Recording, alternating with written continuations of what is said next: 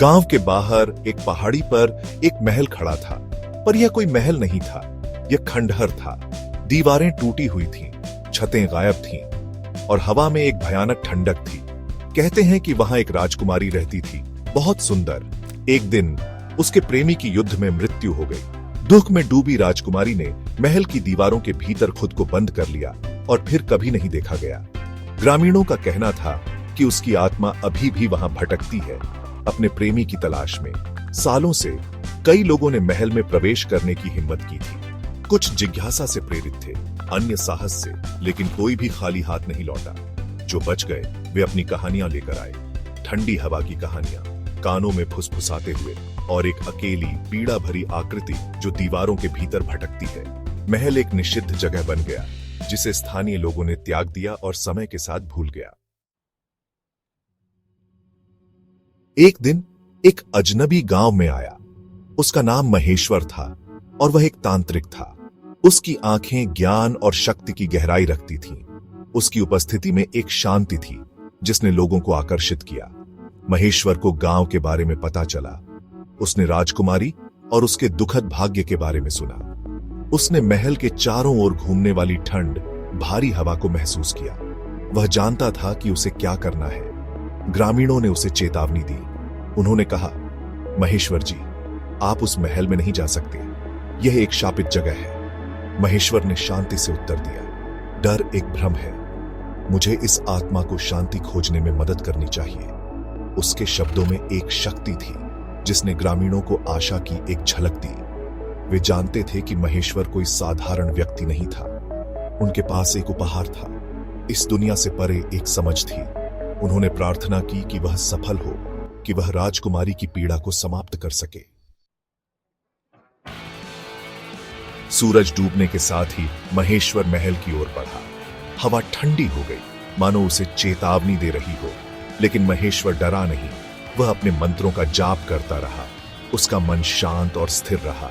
जैसे ही उसने महल में प्रवेश किया, हवा घूमने लगी। धूल और पत्ते एक उन्मादी नृत्य में उठे और फिर उसने उसे देखा। एक महिला की आकृति हवा में तैरती हुई।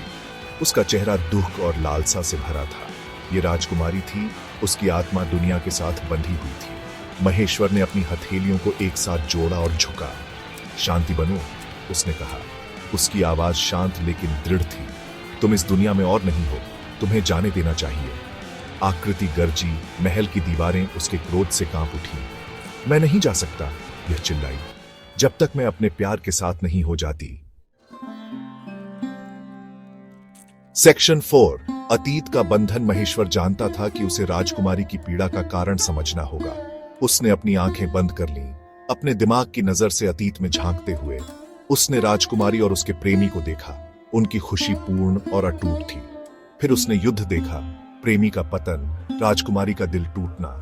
उसने उसके दुख को महसूस किया, इतना गहरा, इतना सब कुछ कि उसने उसे इस दुनिया में बांध लिया था। तुम अपने प्यार को थामे हुए हो, महेश्वर ने कहा।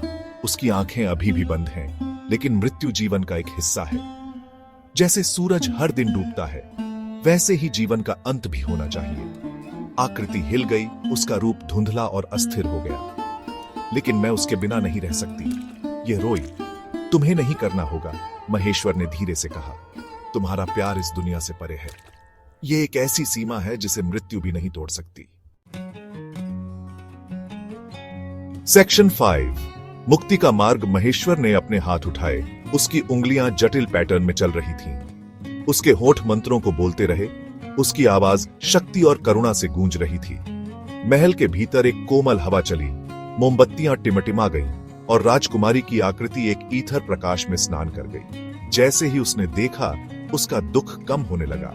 उसकी विशेषताएं शांति की अभिव्यक्ति में नरम हो गईं। जाने दो, महेश्वर ने फुसफुसाते हुए कहा। उसकी आवाज धीरे से गूंज रही थी। अपने प्यार को तुम्हें मार्गदर्शन करने दो। शांति तुम्हारी प्रतीक्षा कर रही है। और इसके साथ ही राजकुमारी की आकृति गायब हो गई, जो एक कोमल हवा और मीठी खुशबू के अलावा कुछ नहीं छोड़ती थी। महल शांत था। ठंड, भारी हवा चली गई थी। केवल मौन और शांति की भावना बनी रही। महेश्वर ने महल को पीछे छोड़ दिया। उसका दिल हल्का हो गया। उसने एक आत्मा को मुक्त कर दिया था और एक गांव को उसके डर से मुक्त कर दिया था।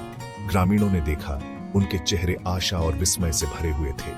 महेश्वर ने उन्हें सिखाया था कि सच्चा प्यार कभी नहीं मरता, यह सीमाओं को पार करता है, समय और मृत्यु को पार करता है।